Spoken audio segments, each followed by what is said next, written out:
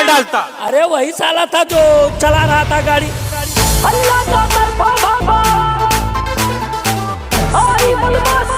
संजय यदुवंशी।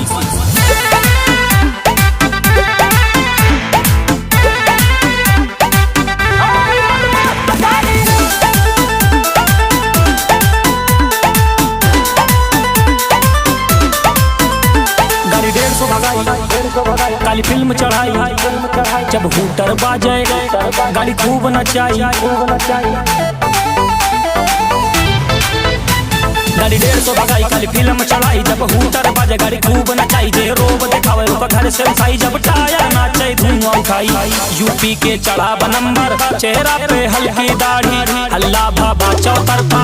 आई बदमाश की गाड़ी, आई बदमाश की गाड़ी, आई बदमाश की गाड़ी, हल्ला भाभा चौतरफा। आई बदमाश की गाड़ी।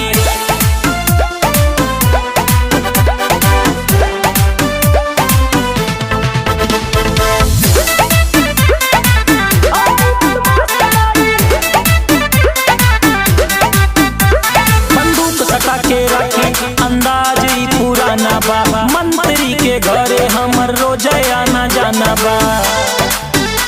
हबीबी कम टू यूपी। बंदूक सटा के रखी, अंदाज ही पुराना बा, मंत्री के घरे हमर रोजे आना जाना बा। करे बगावत जे भी हमसे, सीना पे चढ़ के मारी। यूपी के चढ़ा नंबर, चेहरा पे हल्की दाढ़ी, हल्ला भाभा चौतरफा। आई बदमाश की गाड़ी, आई बदमाश की गाड़ी, आई बदमाश की गाड़ी, हल्ला भाभा चौतरफा। आई बदमाश की गाड़ी, हल्ला भाभा चौतरफा।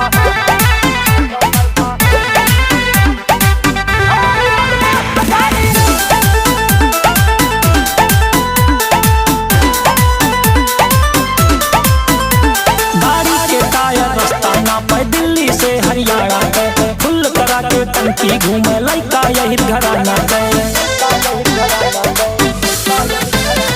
गाड़ी के टायर रास्ता ना पे, दिल्ली से हरियाणा के टंकी फुल करा के घूमे लइका यही घराना के।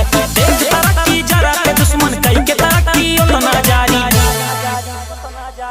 यूपी के चढ़ा नंबर, चेहरा पे हल्की दाढ़ी, हल्ला भाभा चौतरफा। आई बदमाश की गाड़ी, आई बदमाश की गाड़ी, आई बदमाश